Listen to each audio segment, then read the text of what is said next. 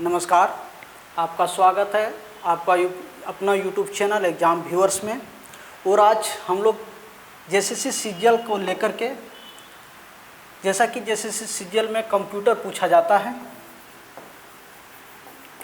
इसी के प्रयास में आज हम शुरू करने जा रहे हैं ये फर्स्ट वीडियो कंप्यूटर का। हमारी कोशिश रहेगी कि कंप्यूटर से रिलेटेड जो भी एग्ज़ामों में पूछा जाता है सारा का सारा यहाँ से कवर कराया जा सके यूट्यूब चैनल एग्ज़ाम व्यूअर्स के माध्यम से फ्री ऑफ कॉस्ट।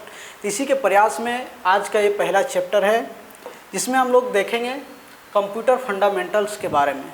आखिर कंप्यूटर फंडामेंटल्स में हम लोग देखेंगे कंप्यूटर क्या है, कंप्यूटर का फुल फॉर्म क्या होता है, इसके जनरेशन के बारे में पढ़ेंगे, इसके इतिहास के बारे में पढ़ेंगे, कंप्यूटर का स्टार्ट कहाँ से हुआ था, कंप्यूटर्स कितने प्रकार का उस समय बना था, फिर जब लैपटॉप के माध्यम से जनरेशन जब कंप्यूटर हुआ तो उसका जनरेशन बढ़ता गया, first generation, second generation, third generation और अभी फिफ्थ जनरेशन चल रहा है।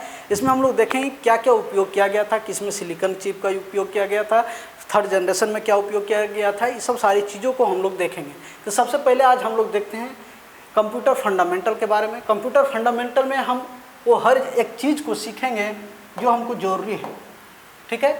जैसा कि क्या ज़रूरी है, कंप्यूटर क्या है, इस चीज़ को हम लोग देखेंगे। पहला चीज़ कितने प्रकार का होता है, माउस क्या है, इसके प्रकार, कंप्यूटर का इतिहास और कंप्यूटर का पीढ़ी, सीपीयू वगैरह क्या होता है, कीबोर्ड क्या है, मॉनिटर क्या है, इत्यादि सारी चीज़ों के बारे में हम आज देखेंगे।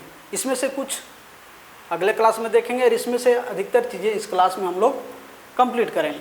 सबसे पहले हम लोग जानते हैं कि कंप्यूटर के बारे में पूरी जानकारी हम लोगों को कंप्यूटर फंडामेंटल्स चैप्टर में प्राप्त करते हैं। आखिर कंप्यूटर क्या है, इसका इतिहास क्या है, अर्थात कंप्यूटर के बारे में बेसिक जानकारी प्राप्त करना ही कंप्यूटर फंडामेंटल कहलाता है।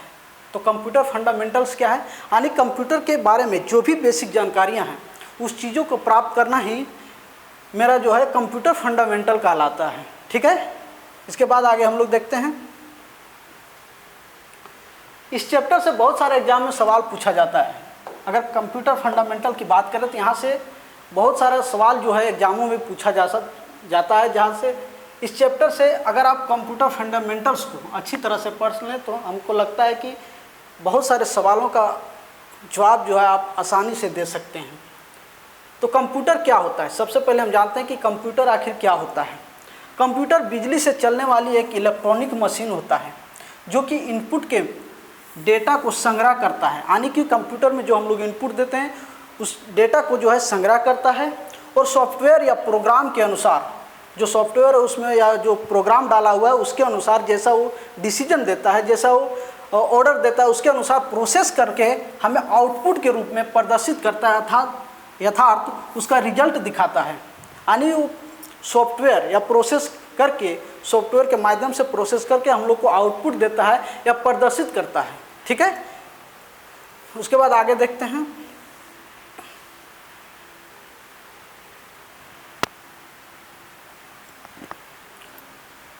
कंप्यूटर शब्द की उत्पत्ति, अगर बात किया जाए कि कंप्यूटर शब्द की उत्पत्ति जो है, कंप्यूटर शब्द की उत्पत्ति जो है लैटिन भाषा के कंप्यूटर शब्द से हुआ है।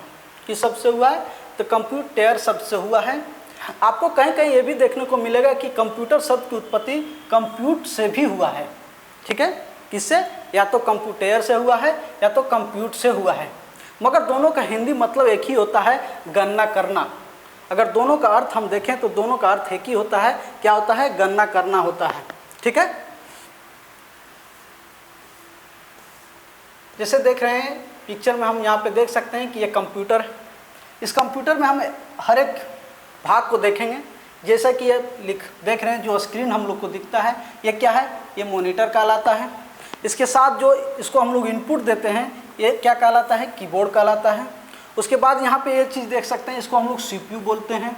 उसके बाद इसके साथ जो बैटरी बैकअप रहता है, यानी कि लाइट जाने के बाद भी हम कंप्यूटर पर वर्क कर सकते हैं, उसको हम लोग यूपीएस कर सकते हैं। एक प्रकार से इसको बैटरी भी हम लोग कह सकते हैं, यूपीएस इसको बोला जाता है। और इसके साथ एक ठो ये छोटा सा जुड़ा हुआ आता है जिससे हम कर्सर को इधर उधर कर सकते हैं, उसको हम लोग माउस बोलते हैं, ठीक है। ये कंप्यूटर का सिस्टम है, इसमें इतने सारे चीज़ होता है। इसके बाद आगे हम लोग देखते हैं,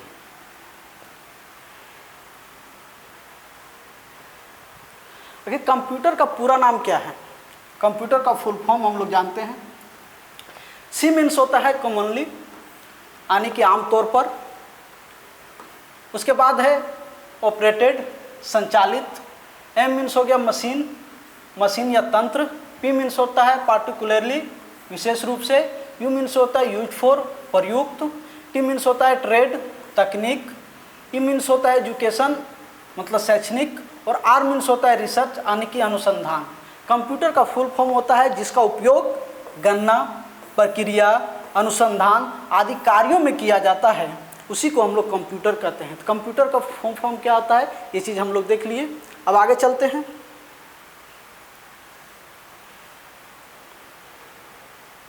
कंप्यूटर के कुछ विशेषता या इसका लाभ जो है उसके बारे में हम लोग जानते हैं कि कंप्यूटर का कहाँ पे उपयोग किया जाता है, कहाँ पे इसका यूज क्या है, इसकी विशेषता क्या है। तो सबसे पहले कंप्यूटर 1 सेकंड में लाखों गणनाएं कर सकती है। कंप्यूटर जो है 1 सेकंड में बहुत सारी गणनाएं एक साथ कर सकता है। कंप्यूटर कठिन से कठिन सवालों का जवाब बिना गलती के उसका परिणाम निकाल देता है। कंप्यूटर एक ऐसा मशीन है जिसे हम कह सकते हैं कि बिना गलती किए हुए भी वो रिजल्ट देता है हम लोग को। उसके बाद हम जितनी डाटा को चाहे कंप्यूटर के अंदर रख सकते हैं और आवश्यकता के अनुसार उसका उपयोग भी कर सकते हैं, ठीक है। उसके बाद हम कंप्यूटर की सहायता से bank, post office, railway station, अस्पताल इत्यादि में पैसों की लेन देन, डाटा एंट्री इत्यादि भी जो है हम लोग कंप्यूटर के माध्यम से ही करते हैं। उसके बाद है कंप्यूटर में बहुत ज़्यादा सिक्योरिटी दिया जाता है, ठीक है, जिसके जरिए हम अपने कंप्यूटर में पासवर्ड लगा करके सभी दस्तावेजों को सुरक्षित रख सकते हैं। आजकल कंप्यूटर का इस्तेमाल सुरक्षा के लिए भी किया जा रहा है, जिससे कि किसी भी ट्रैक किया जा सकता है और ये पता लगाया जा सकता है कि कौन कहाँ पर क्या हमला कर रहा है। अब ये हमला किसी भी तरह का हो सकता है, जैसे हवाई हमला या फायरिंग हमला। जैसे हम लोग कुछ देखते हैं कि रडार वगैरह लगा हुआ रहता है, जो मिसाइल वगैरह आता है, उसमें भी एक प्रकार से कंप्यूटर ही रहता है, ठीक है। आजकल मनोरंजन या पढ़ाई के लिए भी कंप्यूटर का इस्तेमाल बहुत ज़्यादा किया जाता है। आजकल जो है चाहे पढ़ने के लिए हो या मनोरंजन के लिए हो, पिक्चर देखने के लिए हो, इसमें भी कंप्यूटर का इस्तेमाल बहुत ही ज़्यादा किया जा रहा है, ठीक है।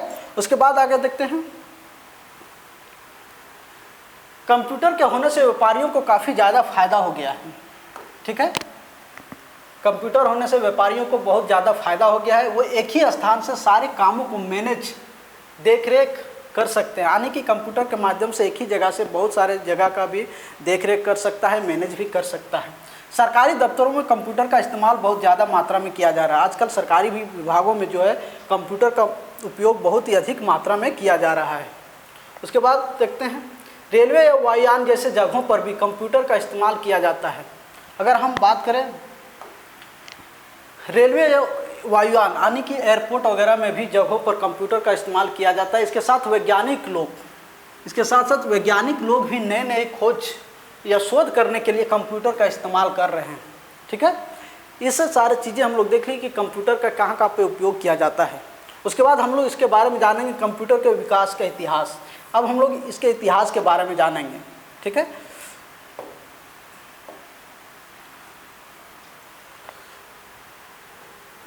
अगर हम बात करें कंप्यूटर के इतिहास को, तो इसका मतलब यही कंप्यूटर का विकास कैसे हुआ, ठीक है। शुरुआत में इस पर किस तरह के काम किया गया, फाइनली किस तरह का कंप्यूटर लॉन्च किया गया, और पहले के ज़माने में किस तरह का कंप्यूटर रहा करता था और कैसे कैसे इसका डेवलप किया गया, इसके बारे में हम लोग जानेंगे। तो सबसे पहले जानते हैं फर्स्ट नंबर पर है सबसे पहले अबेकस, ठीक है। सबसे पहला जो कंप्यूटर था वो क्या नाम था उसका, अबेकस नाम था। एक यंत्र आई थी जिसका निर्माण किसने किया था, इसको जो ली काई चेन, जो एक चाइना के वैज्ञानिक थे, ली काई चेन, चीन के द्वारा जो है 16वीं शताब्दी में बनाया गया था। इसका काम सिर्फ क्या था, जोड़ना, घटाना और वर्गमूल निकालने जैसा काम था। ये यंत्र लकड़ी का बना हुआ था। किसका बना हुआ था, लकड़ी का बना हुआ था, और वो भी बहुत बड़ी आकार की मात्रा में था। यहाँ से आप देख सकते हैं कि बहुत ही बड़ा आकार में इसको बनाया गया था। अगर आप इसको देखते तो ऐसा लगता कि इतना बड़ा कंप्यूटर कैसे हो सकता है। इसके साथ ही आप सोच में भी पड़ जाएंगे कि आखिरकार किस तरह से इस चीज़ को मैनेज किया जाता होगा। यानी कि एक रूम के बराबर कंप्यूटर उसमें बनाया गया था, वो भी लकड़ी का, सिर्फ जोड़ने और घटाने के लिए। ठीक है, उसके बाद आगे देखते हैं।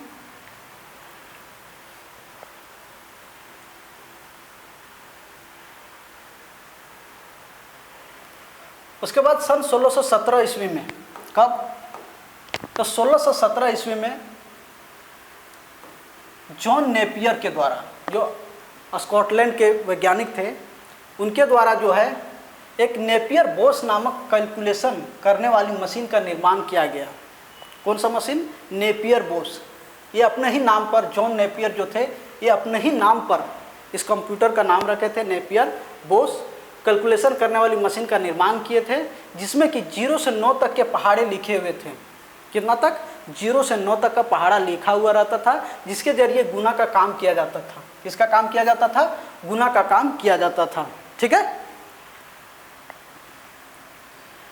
वास्तव में यह भी एक कैलकुलेटर ही था। उसके बाद हम लोग बात करते हैं जिसके जरिए सभी संख्याओं को जोड़ने और घटाने का कार्य किया जाता था, जो कि ब्लेज पास्कल, किसके द्वारा बनाया गया था? ब्लेज पास्कल, जो फ्रांस के वैज्ञानिक थे, उसके द्वारा सन 1642 ईस्वी में, कब? 1642 ईस्वी में निर्माण किया गया था। इसे प्रथम मैकेनिकल मशीन भी कहा जाता है। इसे क्या कहा जाता है? प्रथम मैकेनिकल मशीन। यहाँ से पूछा जा सकता है कि प्रथम मैकेनिकल मशीन जो है किसके द्वारा बनाया गया था? तो ये बनाया गया था ब्लेज पास्कल के द्वारा। किसके द्वारा? ब्लेज पास्कल के द्वारा जो है प्रथम मैकेनिकल मशीन को बनाया गया था। ठीक है, आप इस मशीन को ध्यान से देखें, इसमें कई सारे चक्र हैं। देखिए यहाँ पे चक्र दिया हुआ है, जिस पर 0 से 9 तक की संख्याएं अंकित है, जिसके जरिए सारा काम किया जाता था। ऋषि के जरिए जो है सारा काम किया जाता था। ठीक है, उसके बाद फिर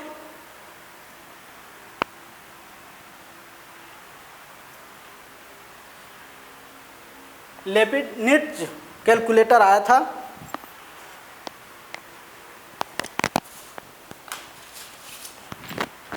लेibniz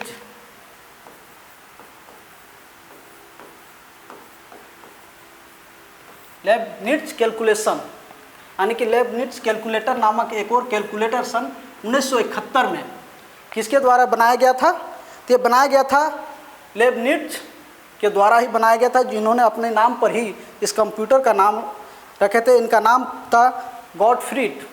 क्या नाम था? गॉटफ्रीड लेibniz। ये अपने ही नाम पर, जो जर्मन के वैज्ञानिक थे, इन्होंने अपने ही नाम पर इस कैलकुलेटर का नाम रखे थे। इसका क्या कार्य था? तो जोड़ना, घटाना, साथ ही साथ गुना और भाग करना भी इससे किया जाता था। ठीक है,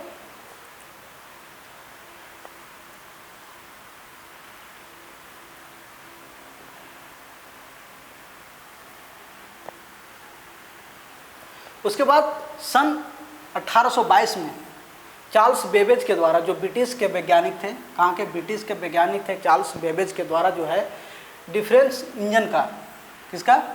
डिफरेंस इंजन नामक एक इंजन का आविष्कार किया गया, जो कि भाप से चलता था। किससे चलता था? तो भाप से ये चलता था, जिसका काम था जोड़ना, घटाना, गुना और भाग करने के साथ साथ इसका प्रयोग बीजगणितीय फलकों में भी किया जाता था। यानी जो बीजगणित है उसमें भी इस कैलकुलेटर का इस्तेमाल किया जाता था। उसके बाद 1930 में, कब? 1930 में मार्क एक के नाम से विश्व का प्रथम पूर्ण स्वचालित विद्युत आंतरिक गणना करने वाला यंत्र का आविष्कार किसके द्वारा किया गया? हॉवर्ड आइकन के द्वारा। किसके द्वारा?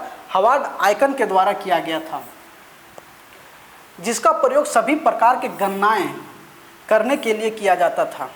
1930 में क्या कंप्यूटर का नाम क्या था? मार्क 1 के नाम से विश्व का प्रथम पूर्ण स्वचालित विद्युत, यानी अब पूछा जाता है कि विश्व का प्रथम पूर्ण स्वचालित विद्युत आंतरिक जो कैलकुलेटर था या कह सकते कंप्यूटर था, उसका नाम क्या था? तो मार्क 1 था। उसका नाम मार्क 1 था, और जिसका निर्माण जो है किसके द्वारा किया गया था? तो हॉवर्ड आइकन के द्वारा किया गया था, जिसका प्रयोग सभी प्रकार की गणनाएं करने के लिए किया जाता था। ठीक है,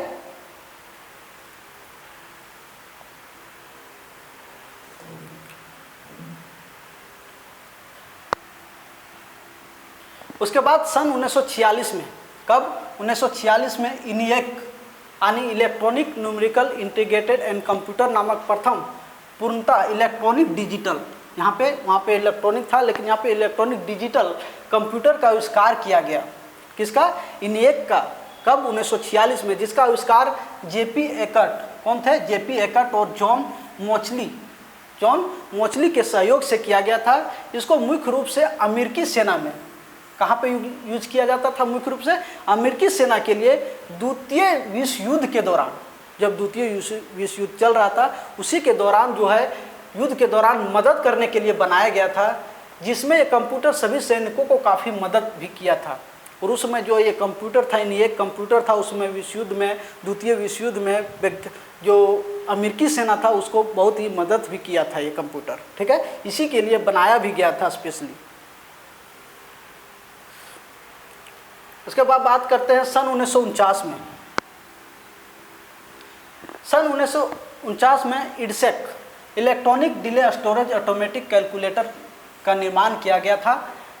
यह पहला प्रोग्राम संग्रहित डिजिटल कंप्यूटर का आविष्कार मॉरिस विकल्स के द्वारा किया गया था। किसके द्वारा? मॉरिस विकल्स के द्वारा किया गया था। क्या चीज़? पहला प्रोग्राम संग्रहित डिजिटल कंप्यूटर। अगर पूछा जाए कि पहला प्रोग्राम संग्रहित डिजिटल कंप्यूटर का नाम क्या है, तो इडसेक नाम है, जिसका फुल फॉर्म होता है electronic delay storage automatic calculator. इसका निर्माण जो है मॉरिस विकल्स के द्वारा किया गया था सन 1949 में। ठीक है, यह कंप्यूटर या दूसरा इलेक्ट्रॉनिक डिजिटल कंप्यूटर था। इडसेक जो था दूसरा इलेक्ट्रॉनिक डिजिटल कंप्यूटर था जिसका प्रयोग वर्गों के, किसके, कहाँ पे प्रयोग किया जाता था? वर्गों के पहाड़े और अभाज्य संख्या जैसे गणना करने के लिए किया जाता था। कहाँ पे? तो वर्गों के पहाड़े और अभाज्य संख्या जैसे गणना करने के लिए किया जाता था।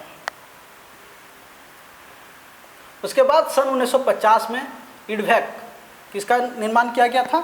इडवेक का निर्माण किया गया था सन 1950 में। इडवेक यानी कि electronic discrete variable automatic calculator नामक कंप्यूटर जॉन ऑन न्यूमन के द्वारा जो है बनाया गया, जिसका प्रयोग गणनाएं करने के लिए किया जाता था। कहाँ पे प्रयोग किया जाता था? तो गणनाएं करने के लिए किया जाता था इडवेक नामक कंप्यूटर का। कब निर्माण किया गया था? 1950 ईस्वी में। उसके बाद सन 1951 में 1950 के बाद 1951 में यूनिवेक, किसका? यूनिवेक नामक कंप्यूटर का निर्माण किया गया। यूनिवेक का फुल फॉर्म होता है यूनिवर्सल ऑटोमेटिक कंप्यूटर। क्या होता है? Universal automatic computer. इसका प्रयोग प्रथम इलेक्ट्रॉनिक कंप्यूटर, इसको हम कह सकते हैं कि प्रथम इलेक्ट्रॉनिक कंप्यूटर जे प्रेस्पर एकर्ट और जॉन मोचली के द्वारा बनाया गया था। ये कंप्यूटर सांख्यिकी, कहाँ पे प्रयोग किया जाता था? सांख्यिकी और शाब्दिक दोनों प्रकार के डेटा को संशोधित करता था। यह जो कंप्यूटर था यूनिवेक जो था वो सांख्यिकी को भी साथ ही साथ शाब्दिक को, दोनों प्रकार के डेटा को ये जो है संशोधित करता था। ठीक है, यह जो है प्रथम इलेक्ट्रॉनिक कंप्यूटर भी था। अगर पूछा जाए कि प्रथम इलेक्ट्रॉनिक कंप्यूटर का नाम क्या था, तो इसका नाम हो जाएगा यूनिवेक। कब निर्माण किया गया था? तो 1951 ईस्वी में। ठीक है,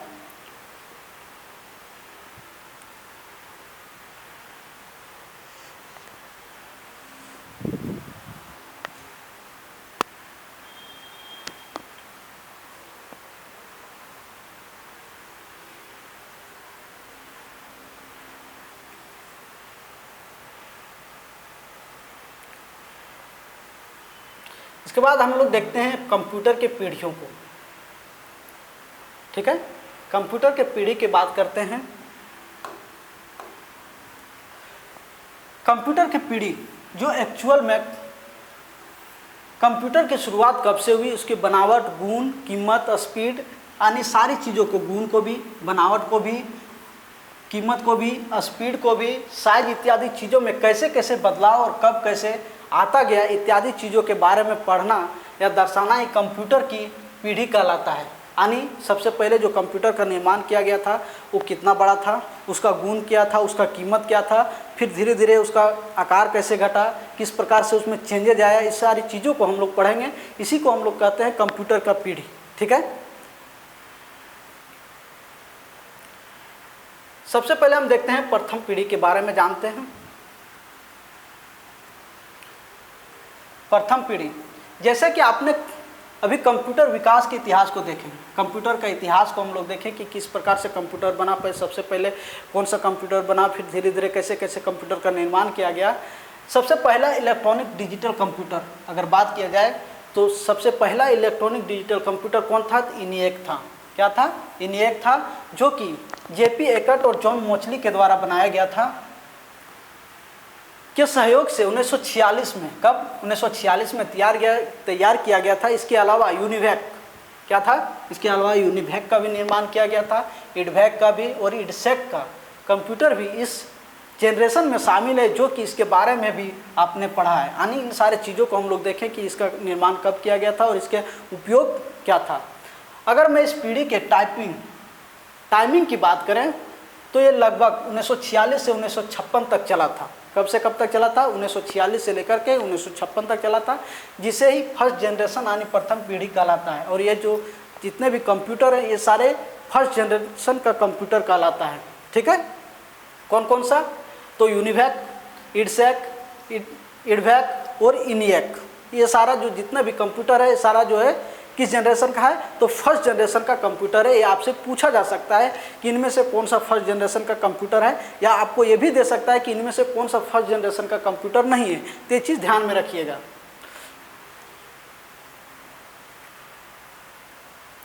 अगर हम बात करें इस पीढ़ी के बारे में, आखिर इस पीढ़ी का जो कंप्यूटर था उसका गुणता क्या था, लक्षण क्या था, विशेषताएं क्या था, इसके बारे में हम लोग जानते हैं।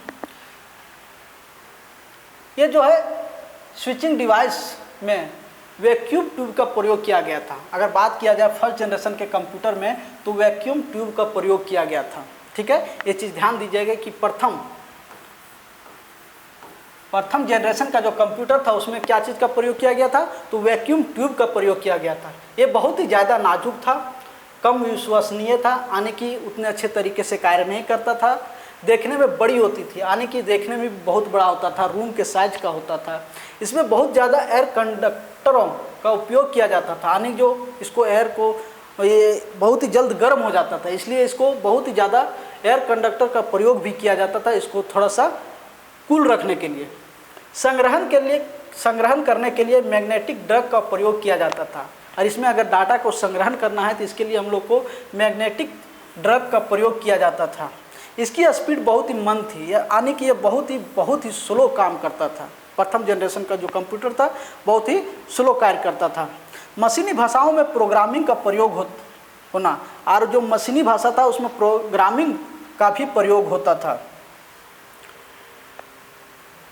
और ये बहुत ही ज़्यादा खर्चीला होता था। और फर्स्ट जनरेशन जो कंप्यूटर था बहुत ही खर्चीला होता था। अब हम बात करते हैं द्वितीय पीढ़ी की बात करते हैं। द्वितीय पीढ़ी का जो कंप्यूटर है 1956 से द्वितीय पीढ़ी की शुरुआत हुआ था। कब से? 1956 से हुआ था। इन सारे कंप्यूटरों में ट्रांजिस्टर का प्रयोग किया जाता था। इसका प्रयोग किया जाता था, ट्रांजिस्टर का प्रयोग किया जाता। प्रथम में देखें वैक्यूम ट्यूब का प्रयोग किया जाता था, और सेकंड जनरेशन में ट्रांजिस्टर का प्रयोग किया जाता था, जिसके वजह से कंप्यूटरों में काफ़ी बदलाव देखने को मिला। जैसे इसका आकार थोड़ा सा छोटा हो गया, स्पीड थोड़ा सा बढ़ गया, और थोड़ा सा उससे ज़्यादा विश्वसनीय हो गया, यानी इसका रिजल्ट जो है थोड़ा बहुत उससे ज़्यादा आप विश्वास कर सकते थे। ये सब सारी प्रक्रिया सन 1956 से 1964 तक चला था। कब से कब तक चला था? 1956 से लेकर के 1964 तक चला था, जिसे ही द्वितीय पीढ़ी कहा जाता है, और इसी को जो है द्वितीय पीढ़ी कहा जाता है।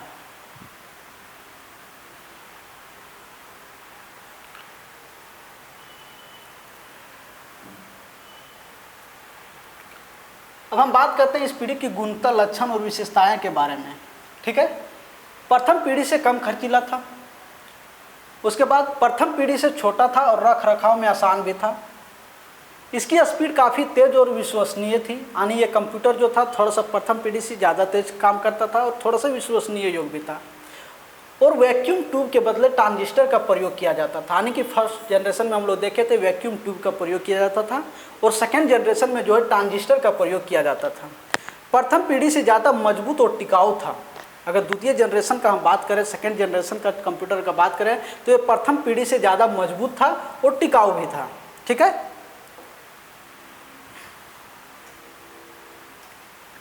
उसके बाद हम लोग देखते हैं तृतीय पीढ़ी के बारे में। तीसरा पीढ़ी के बारे में हम लोग देखते हैं। तीसरा पीढ़ी, इस पीढ़ी की शुरुआत 1964 से हो गई थी। दूसरा जनरेशन का हम लोग देखें 1956 से लेकर 1964 तक चला था। अब तीसरा जनरेशन जो है तीसरी पीढ़ी का 1964 से हुआ था, जो कि 1964 से 1973 तक चला था। कब से कब तक चला था? 1964 से लेकर 1973 तक चला था। तृतीय पीढ़ी के कंप्यूटर का वजन बहुत ही कम था। अगर तृतीय पीढ़ी के कंप्यूटर का बात किया, जैसा कि यहाँ पे स्क्रीन पर आपको दिख रहा होगा कि इसका जो वजन जो था बहुत ही कम था। इसके अंदर आईसी यानी इंटीग्रेटेड सर्किट का प्रयोग किया गया था। इसके अंदर क्या प्रयोग किया गया था? आईसी यानी इंटीग्रेटेड सर्किट का प्रयोग किया गया था। यहाँ से पूछा जा सकता है कि थर्ड जनरेशन के कंप्यूटर में क्या चीज़ का इस्तेमाल किया गया था, तो इंटीग्रेटेड सर्किट का प्रयोग किया गया था। अगर इस पीढ़ी की गुणवत्ता और लक्षण की विशेषताएं के बारे में हम लोग बात करें तो देखते हैं यह बहुत ही छोटे आकार का था, यानी कि जो सेकेंड जनरेशन का कंप्यूटर था उससे भी ये छोटा था। ठीक है, बहुत ही कम खर्चीले में तैयार हो जाना, यानी कि द्वितीय जनरेशन का कंप्यूटर था उससे भी कम बजट में ये जो तैयार हो जाता था। बहुत कम बिजली की खपत होता था, इसमें जो है बिजली का जो खपत भी है जो बहुत कम होता था, और रख रखाव में काफ़ी आसान होगा, यानी कि रख रखाव में भी बहुत ही आसान होता था। स्पीड के मुकाबले प्रथम और द्वितीय पीढ़ी से काफ़ी तेज़ था। अगर इस कंप्यूटर का स्पीड का बात करें तो ये प्रथम पीढ़ी और द्वितीय पीढ़ी का जो कंप्यूटर था उससे भी काफ़ी तेज़ था। बहुत ही ज़्यादा विश्वसनीय था, यानी कि फर्स्ट जनरेशन और सेकंड जनरेशन का जो कंप्यूटर था उससे ज़्यादा विश्वसनीय कंप्यूटर था थर्ड जनरेशन का। सभी पीढ़ियों से ज़्यादा मजबूत और तीव्र गति से चलने वाला कंप्यूटर था, यानी कि जितने भी अभी जो तीसरे पीढ़ी तक अगर बात करें तो तीनों पीढ़ी में सबसे ज़्यादा जो था तीसरा पीढ़ी का जो कंप्यूटर था सबसे ज़्यादा मजबूत भी था और सबसे ज़्यादा तीव्र गति से चलता भी था। ठीक है, और इसमें जो है आईसी का प्रयोग किया गया था, कि आईसी का प्रयोग आने की इंटीग्रेटेड सर्किट का प्रयोग किया गया था। ठीक है, उसके बाद हम लोग देखते हैं चतुर्थ पीढ़ी के बारे में। अगर चतुर्थ पीढ़ी की बात करें तो इस पीढ़ी की शुरुआत 1973 से हुआ था। कब से हुआ था? 1973 से हुआ था, जो कि 1982 तक चली थी। कब से? 1973 से लेकर 1982 तक चला था। और चतुर्थ पीढ़ी ऐसे सभी वर्तमान में अभी चल रहा है। इस प्रकार का कंप्यूटर जो है अभी भी बहुत सारे जगहों पर, ये भी चतुर्थ पीढ़ी का कंप्यूटर अभी भी बहुत सारे जगहों पर चल रहा है। अगर इसके बारे में हम लोग बात करें, गुणवत्ता या आकार की विशेषताएं की बात करें अगर, तो आकार में एकदम छोटा था। अगर तीनों जनरेशन का बात करें तो फोर्थ जनरेशन का जो कंप्यूटर था आकार में एकदम छोटा था, स्पीड के मामले में काफ़ी तेज़ था और रखरखाव में और भी ज़्यादा आसान था, जहाँ चाहो वहाँ पर ले जा सकते थे। लेकिन थर्ड जनरेशन तक कंप्यूटर को उस प्रकार से नहीं कर सकते थे। बहुत ही कम खर्चीले में तैयार होता था, बहुत ही ज़्यादा विश्वसनीय और टिकाऊ था और बहुत ही ज़्यादा स्टोरेज की क्षमता थी। इस कंप्यूटर में जो फोर्थ जनरेशन का जो कंप्यूटर था इसमें स्टोरेज की भी क्षमता जो बहुत ही ज़्यादा था, बहुत ही कम बिजली भी खपत था। फोर्थ जनरेशन का जो कंप्यूटर था इसमें जो है बिजली की खपत की बात करें तो बहुत ही कम था तीनों जनरेशन के मुकाबले। उसके बाद इसमें माइक्रो प्रोसेसर का प्रयोग किया गया था। ठीक है, फोर्थ जनरेशन के कंप्यूटर में क्या प्रयोग किया गया था? माइक्रो प्रोसेसर का प्रयोग किया गया था, ये चीज़ ध्यान दीजिएगा। उसके बाद हम लोग बात करते हैं फिफ्थ जनरेशन का, पांचवी पीढ़ी का कंप्यूटर जो 1982 से लेकर के अभी तक चल रहा है। ठीक है, पांचवी पीढ़ी के अंतर्गत इस पीढ़ी के कंप्यूटर अत्यंत छोटे, जैसा कि लैपटॉप वगैरह, शक्तिशाली और फास्ट और उच्च तकनीक वाले होते हैं। इस पीढ़ी वाले कंप्यूटर के कई और मॉडल तैयार किए गए हैं, जैसे कि डेस्कटॉप कंप्यूटर, लैपटॉप कंप्यूटर इत्यादि। यानी कि जो अभी हम लोग देखते हैं जो कंप्यूटर को जहाँ चाहे वहाँ ले जा सकते हैं, जो छोटा यानी कि मोबाइल के टाइप से भी कंप्यूटर निकल गया है। ये सारे जो कंप्यूटर है ये पांचवी पीढ़ी के कंप्यूटर है। ठीक है, तो इस वीडियो में हम देखें कि कंप्यूटर के जनरेशन के बारे में, कंप्यूटर फंडामेंटल के बारे में। अगर ये वीडियो आपको अच्छा लगता है तो सबसे पहले इस वीडियो को लाइक कीजिए, शेयर कीजिए, सब्सक्राइब कीजिए हमारे यूट्यूब चैनल एग्जाम व्यूअर्स को। और हमारी ये कोशिश रहेगी कि हम कंप्यूटर जो जैसे सीजीएल में पूछा जाता है सारा का सारा यहाँ से कवर कराने की कोशिश करेंगे। तो बहुत बहुत धन्यवाद। जय हिंद।